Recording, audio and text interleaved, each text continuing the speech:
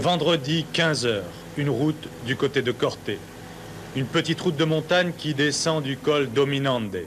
C'est là que la mort a frappé en ce 2 mai 1986. C'est là que Henri Toivonen et son coéquipier Sergio Cresto ont rencontré la mort alors qu'ils y étaient venus chercher la gloire. Aussitôt, le Tour de Corse est interrompu. Le Tour de Corse a mal. Le monde des rallyes pleure ses 2 nouvelles victimes. Quelles que soient les circonstances de l'accident, quelles qu'en soient ses causes, la mort est là, injuste, cruelle, inhumaine. La mort qui écœure, la mort qui bouleverse, la mort qui révolte aussi, comme ici, Marco Allen. Que ce soit Chatriot, Sabi, Fauchy ou moi-même, tout le monde ici souhaite que quelque chose change. La prochaine fois, nous ne viendrons pas, c'est sûr, car ici, la sécurité, c'est 0. Henri Toivonen n'aurait pas aimé ces mots qui, à trop vouloir crier la justice, oublient simplement la vérité. 5, 4, 3, 2, 1... Toivonen qui découvrait le Tour de Corse et qui était en train de s'y imposer comme un superbe vainqueur, savait lui comme les autres que la mort était aussi inscrite dans son contrat. Mais ce n'est pas parce que cela fait partie de la règle du jeu que l'on ne doit pas essayer de faire ce qui peut l'être encore pour freiner cette hécatombe. Ça avait explosé, tu vois, c'était le brasier, des flammes de 10 mètres de haut, tu vois, c'était impensable, impensable. Ça explosait sans arrêt, je sais pas quoi. Ils ont tapé dans quelque chose? Un arbre. Ils ont dû être morts sur le coup quand même. Ouais, je sais pas, on fait l'arbre comme ça, tu vois, et il n'y a plus rien. C'est une gauche qui est resserrée? Ouais. En 2, tu vois. Je vois dans la descente. Il a dû penser que c'était fini, l'autre a dû dire gauche referme, et quand il était refermé, tu vois, on voit, après il croit que ça s'ouvre, il y en a encore un autre, tu vois. Ah, c'est s'est aperçu qu'on voit, il y a une trace d'équerre, mordu, puis après il est tard.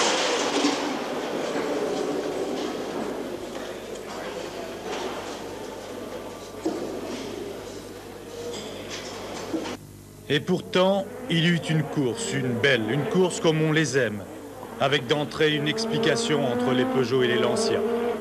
Les 3 Peugeot, emmenés par un Bruno Sabi en état de grâce, semblaient pouvoir cadenasser la course en s'installant aux 3 premières places.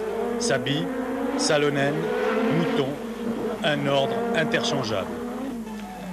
Mais les ennuis de frein et de compresseur qui affectaient la Lancia d'Allen allaient finir par causer la perte de Timo Salonen, lorsque sa Peugeot dans les fesses de la Lancia tenta un dépassement qui s'acheva dans le fossé. Ce fut la fin pour Timo Salonen.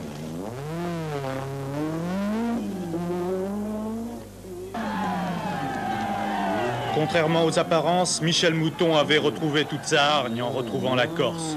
Une Mouton décidée, agressive, éblouissante.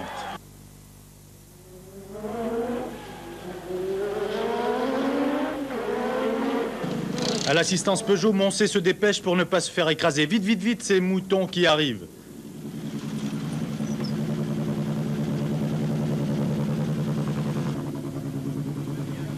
André de Cortance, lui, c'est un peu le bureau des pleurs. Problème de survirage, oui, ça, il le sait.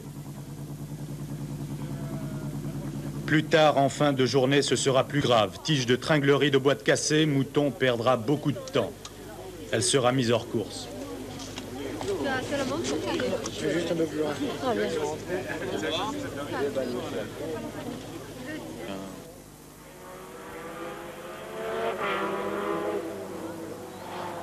Autre victime de marque, les Austin Metro. Surchauffe du moteur pour Malcolm Wilson après la rupture d'un arbre de transmission. Et pompe à huile pour Didier Auriol dès la première spéciale. Abandon aussi de Bertrand Ballas qui prend ici la sortie des artistes.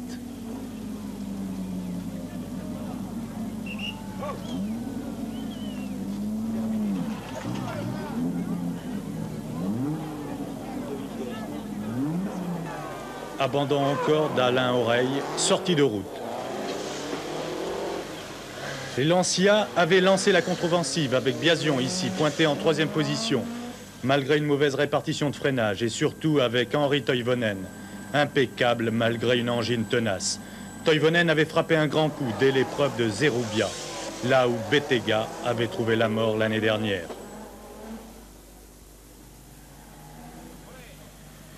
Mais il faisait très chaud jeudi sur les routes corses.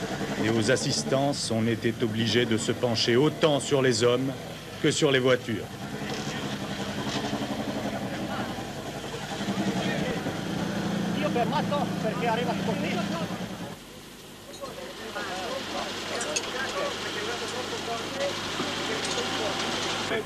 Marco Allen était au bord de l'épuisement.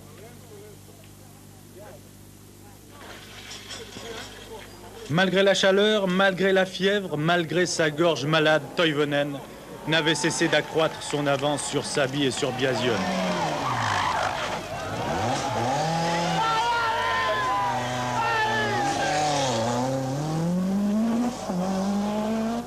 Bruno Sabi, lui, s'était sans doute fait une raison. Il était second et tout le poids de l'équipe Peugeot reposait entièrement sur lui.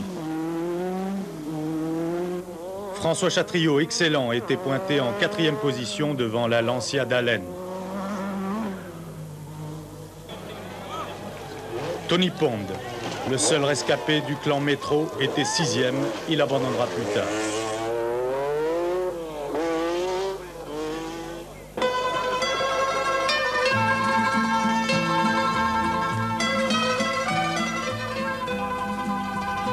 Et à Bastia, on pouvait faire le bilan de cette première étape. On en est un peu plus d'un tiers du rallye en arrivant à Bastia. On va essayer de bien vérifier la voiture de Bruno Sabi de manière à lui donner le maximum de chance. Et j'espère que la chance va être un petit peu avec nous, ce qui n'a pas été le cas depuis ce matin. Puisqu'en tête les dés semblaient être jetés, on pouvait s'intéresser alors à l'affrontement dans le groupe A entre Ragnotti et Loubet, la 11 Turbo contre l'Alpha GTV6. Mais chez lui, en Corse, Yves Loubet était intouchable.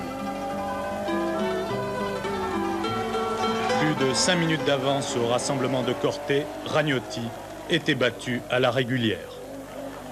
C'est normal qu'il y ait un tel écart entre Yves Loubet et Jean Ragnotti? Oh oui, il fait 1m78, moi je fais 1m68, c'est normal.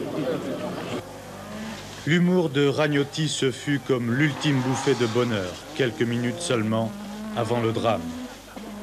À 15 h, Toivonen et Cresto étaient morts. Au PC de la course, ce fut la consternation. L'équipe Lancia se retirait. La course avait perdu son leader, désormais il lui manquait son âme. Ici conduite par Marco Allen, cette Lancia Delta S4 est une authentique voiture de course et en tant que telle, elle a reçu les derniers perfectionnements de la technologie. Ainsi en est-il du sport automobile qui, bien qu'étant un spectacle, reste le laboratoire privilégié de la recherche industrielle. Cependant, entre cette Delta et ce châssis calciné informe, il s'est passé un enchaînement de faits irréversibles qui nous rappelle directement la Formule 1 du début des années 70. À cette époque, les ingénieurs n'avaient pas maîtrisé les problèmes du feu, c'est la même chose aujourd'hui en rallye. Cette Turbo 16 par exemple, écoutez les chiffres. Sur le plan du développement moteur, puissance, couple, est-ce que ça a beaucoup changé?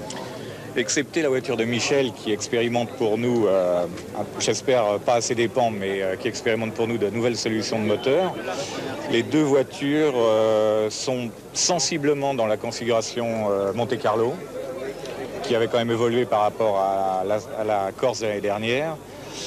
Ce sont des voitures qui ont de l'ordre de 440 chevaux. Je dirais que le plus gros du travail sur le moteur a été d'augmenter sa fiabilité et sa souplesse en bas. Même chose pour la Lancia, encore plus récente que la Peugeot et encore plus élaborée.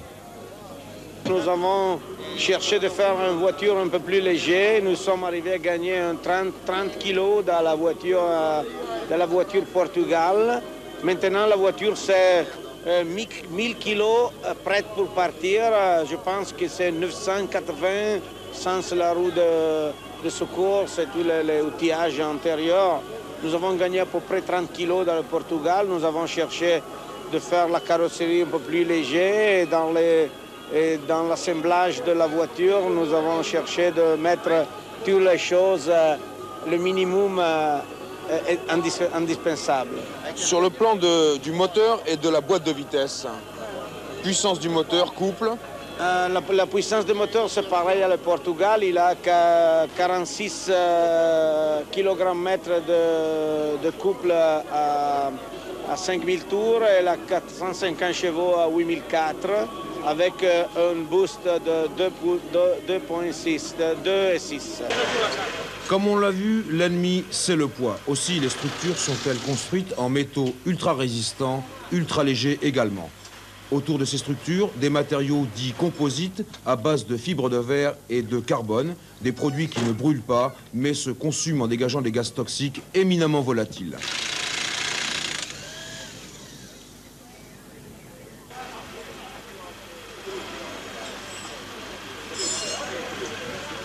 Côté moteur, c'est l'ère des compresseurs et des turbocompresseurs, du métal, du magnésium à la limite de la fusion, chauffé entre 800 et 1000 degrés et qui peut se transformer en bombe à retardement. La moindre goutte d'huile ou d'essence et c'est l'explosion. L'essence, la voiture de Toivonen n'en emportait pas beaucoup, une trentaine de litres tout au plus, mais c'était suffisant. Enfin, pour lutter contre le feu, un extincteur de 5 kg a déclenché par le pilote. Voilà pour la technique. Reste le problème humain, l'adhérence des 4 roues motrices combinées à l'asphalte et aux suspensions réglées ultra dures ont fait de ces voitures très performantes des engins épuisants à conduire. À chaque assistance, il faut au pilote de longues minutes pour récupérer et au médecin des mains de magicien.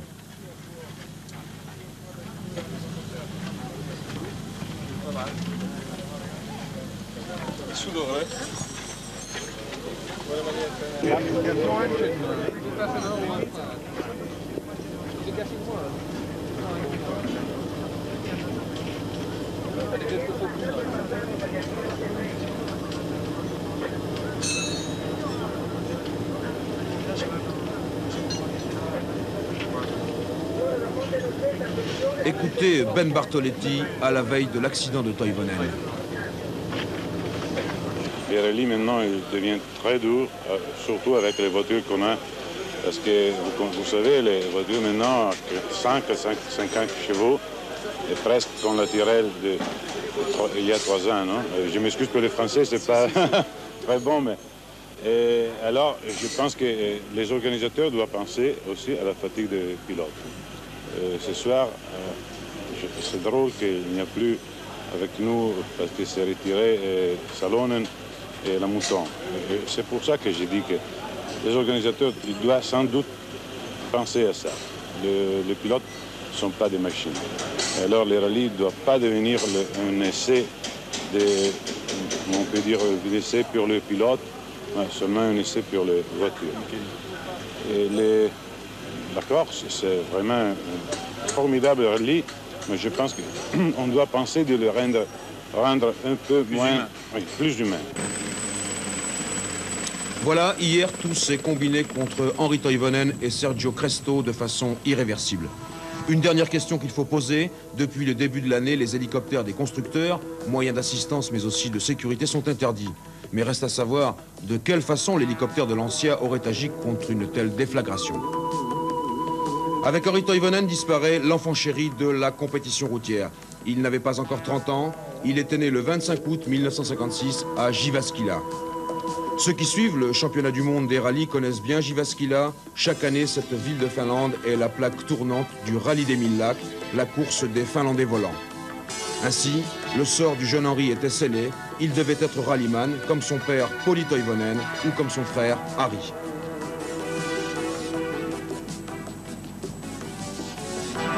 Néanmoins, avant d'être un rallyman, Henri Toivonen était surtout un pilote de vitesse, comme en témoignent ses débuts en kart, ses succès en monoplace, que ce soit en Formule Super V ou en Formule 3, et puis, plus récemment encore, ses expériences à bord d'une Porsche 956 en course d'endurance.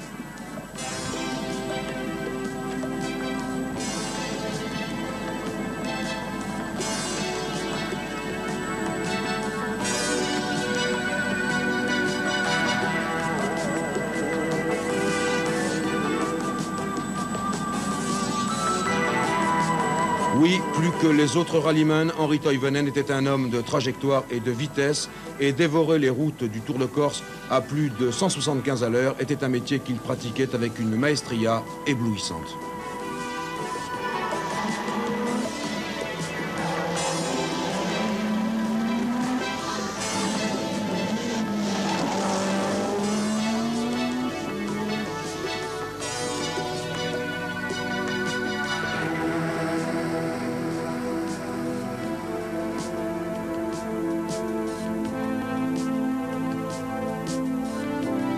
Il y avait eu deux étapes dans la vie d'Henri le surdoué, Henri le facétieux, Henri le moqueur. Un début de carrière fulgurant sur une Simca 1000 Rally en 75, une 5e place au Relais des Mille Lacs en 77 et une première victoire 3 ans plus tard au RAC dans le championnat du monde. À cette époque-là, Henri, le chouchou de ces dames, dévorait la vie à belles dents, attaquait beaucoup et sortait beaucoup de la route.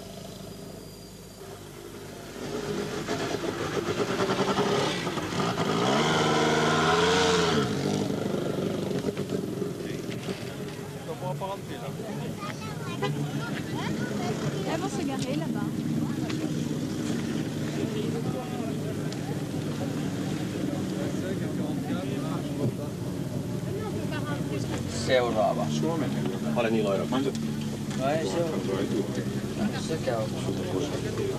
Et puis vint la deuxième étape, l'accident sérieux du rallye de la Costa Smeralda en 85, un accident que vous avez souvent vu à Automoto tant il était spectaculaire. Dans les jours qui suivirent, Henri Toivonen se métamorphosa. Ce fut le retour vers des choses plus simples et plus belles, comme la vie de famille, le temps de réfléchir, de grandir, de trouver un autre idéal, celui d'une existence saine consacrée à sa femme, sa petite fille et son petit garçon, le temps de penser enfin à sa carrière, une vraie carrière de sportif de haut niveau.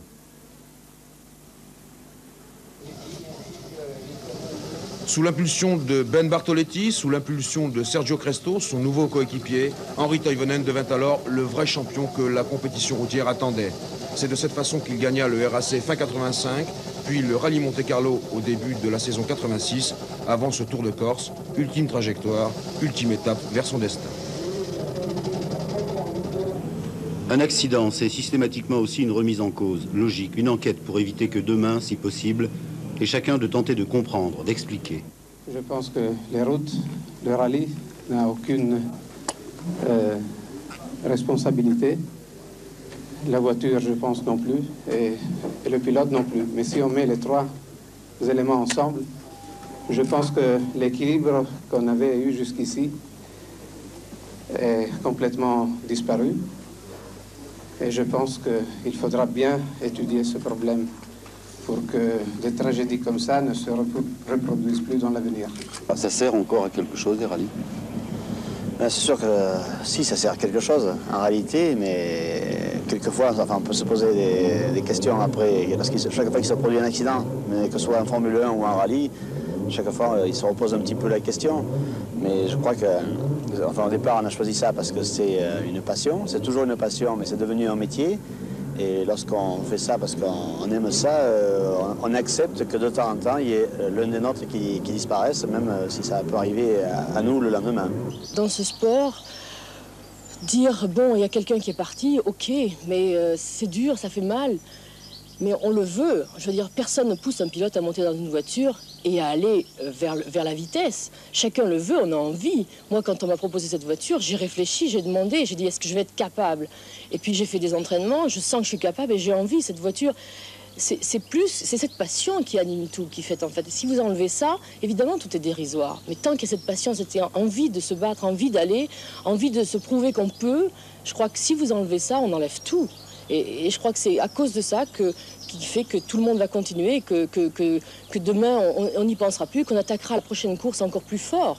Même si le souvenir est là, même si ça fait mal, même tout ça, je crois que on ne peut pas enlever cette passion. Et c'est ça qui détermine tout pour moi. Je dois dire que le Tour de Corse cette année, le Tour de Corse il y a 10 ans, pour moi c'est la nuit et le jour. Mais malgré tout, même si ça va très vite, on sent encore qu'on peut aller plus vite. Et c'est ça qui me paraît paradoxal. Si vous voulez, c'est en même temps sentir que peut-être ça va trop vite maintenant. Je pense que ça va trop vite sur l'asphalte. C'est ça le danger, c'est ça le risque en définitive. C'est que je crois que ça va trop vite sur l'asphalte, mais malgré tout, de l'intérieur, on sent encore que l'homme est capable de dominer cette machine. Et c'est là où je disais que quand il y a passion, tant qu'il y a envie de faire ça, je crois qu'on n'arrêtera pas. Et malheureusement, Harry est parti il a fait une course fabuleuse, c'était fantastique, et je crois que il est parti heureux, c'est ce qu'on peut se dire. Mais même si c'est dur, c'est le sport, et on n'enlèvera pas le sport. Est-ce qu'on va remettre en cause les rallyes sur goudron? Bon, non, pas sur goudron. Peut-être on peut remettre en cause des rallyes où la sécurité... Enfin, par exemple, la Tour de Corse, au lieu d'avoir 10 épreuves spéciales par jour à 40-50 km de longueur, il y en aura 20 qui feront plus que 10 km. Mais vous irez plus vite parce que vous connaîtrez mieux. Oui, mais par contre, sur 10 km, en cas d'un accident, la sécurité sera tout de suite sur place. Alors que là, sur les épreuves longues, effectivement, ça dépend où cela se produit. Avant que les secours soient avertis et avant qu'ils soient sur place, ça prend à chaque fois quelques minutes de plus. Je crois qu'il doit y avoir en tout cas une discussion et un dialogue entre les pilotes qui sont capables de conduire des voitures comme ça, mais qui sont capables de juger aussi ce qui peut être amélioré. Il doit y avoir une entente aussi sur la sécurité. Il y a beaucoup de points à voir entre les constructeurs, je crois, et puis les pilotes et les organisateurs. Je crois qu'on ne peut plus organiser aujourd'hui en 86 des rallyes comme on les organisait il y a 20 ans. Est-ce que ça vaut le plaisir d'être pilote de rallye, de prendre de tels risques? Oui, quand même, le métier de pilote de rallye a des tas d'avantages au niveau des reconnaissances, du travail fait, dans les essais, le travail des ingénieurs. Et puis malgré tout, même si elles sont dangereuses, c'est quand même assez passionnant de conduire ces voitures-là, malgré tout. Même si on vous dit demain c'est de plus en plus dangereux, vous continuerez? Vous? Je sais pas, parce que moi à 40 ans, j'ai plus que quelques années à faire. Après, je ferai des rallyes style Paris-Dakar. Mais de toute manière, même un Paris-Dakar, on peut avoir un accident très grave et ça se termine pour Paris-Dakar. Je crois que c'est l'ensemble des sports automobiles, mais parce qu'on l'a choisi, comme certains choisissent l'alpinisme ou d'autres sports dangereux, je dirais, ça continuera. Michel Mouton, au lendemain de ces journées dures pour tout le monde, c'est toujours l'éternelle question, est-ce que ça vaut le coup? Bien sûr que ça vaut le coup, parce que sinon on ne serait pas tous là. Je crois que on est conscient des risques que l'on prend, et je crois que en fait, ce qu'on aime dans ce sport, parce que je ne crois pas qu'on puisse parler de métier, je crois que c'est un sport avant tout. Et je crois qu'on aime cette bagarre, on aime se mesurer avec soi-même, aller plus loin, toujours plus loin, dans le progrès, dans la limite, et jouer avec cette limite. Et je crois que ça vaut toujours le coup de continuer, c'est sûr. Gabriel Kadringer, vous êtes l'ingénieur de la Fédération internationale. Vous avez procédé à une enquête au sujet de l'accident d'Henri Toivonen. Quels sont les premiers résultats officieux de cette enquête? La voiture de Toivonen a quitté la route dans un virage à gauche en descente très vite, autour certainement de 100 km à l'heure au moins. Elle est partie dans le vide et après avoir fait certainement un tonneau dans le vide, elle s'est écrasée contre un arbre avec sa partie inférieure, juste à l'endroit où sont placés malheureusement les réservoirs, les deux réservoirs de sécurité. Probablement au moins un des réservoirs a été endommagé par le choc. Il a pu exploser? Disons que l'essence a commencé à sortir et après il y a eu l'incendie. C'est possible que les explosions de lesquelles on parle soient l'effet que certains matériaux qui équipaient la voiture du magnésium, suite à l'incendie, a brûlé avec les bruits typiques de l'incendie du magnésium qui fait qu'on a parlé des explosions. Mais il y a eu en tout cas un grand incendie. À votre avis, est-ce que Toivonen et Cresto ont eu le temps de souffrir? Je crois que, vu la dynamique de l'accident, le choc contre l'arbre probablement a été fatal pour les deux pilotes. À la suite de l'accident de Toivonen, la Fédération internationale a pris des décisions spectaculaires. Ce sont des mesures immédiates pour la saison 86 et nous ne pouvons pas faire davantage, mais en tout cas, nous arrêtons immédiatement toute homologation d'évolution des voitures de sport groupe B pour bloquer la situation à son niveau actuel, car les constructeurs pourraient les modifier encore. Nous interdisons dès le prochain rallye de l'Acropole les jeux et nous imposons à tous les rallyes une limitation plafond du nombre et de la durée des épreuves de classement chronométrées. Et ça, ce sera également applicable à tous les rallyes, y compris le prochain rallye de l'Acropole. Ce qui est beaucoup plus important également, c'est qu'à partir du 1er janvier 1987, nous annulons tous les projets qui avaient été réglementés pour un nouveau groupe en matière de rallye, le groupe spécial rallye, groupe S. Ce groupe est annulé. Nous interdisons dans tous les rallyes, pas seulement le championnat du monde, mais dans tous les rallyes, les voitures de sport, c'est-à-dire le groupe B actuel, sauf certaines voitures d'une moindre puissance et d'une moindre cylindrée qui font partie d'une liste établie par la FISA. Et nous transformons le championnat du monde, nous créons donc un nouveau championnat du monde qui sera le championnat du monde des rallyes pour pilotes et pour marques, réservé exclusivement aux voitures de tourisme, c'est-à-dire les voitures de groupe A, voitures construites à 5000 exemplaires. Et en attendant la mise en place de ces nouvelles dispositions concernant l'avenir du championnat du monde des rallyes, ce 30e Tour de Corse au déroulement dramatique s'est achevé par la victoire de Bruno Sabi, la première de sa carrière dans une épreuve mondiale. Mais tel que nous connaissons Bruno, nous mesurons combien ce succès est de ceux dont il n'aurait pas aimé se glorifier. Bruno n'y est pour rien, et cette victoire, il la dédie sans doute à Toivonen et à Cresto. Derrière Sabi, deuxième Chatriot, troisième Loubet, premier du groupe A, quatrième Ragnotti, cinquième Thor, premier Corse classé.